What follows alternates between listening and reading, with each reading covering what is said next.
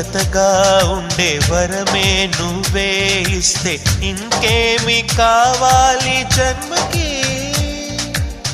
మచ్చలేని చంద్రుడిని మాట రాక చూస్తున్నా, వరస కాని బంధుని చొరవ చేసి అంటున్నా, ఇంకెప్పుడు ఒంటరినని అనరాదని, నీకు సొంతం అంటే నేనేనని.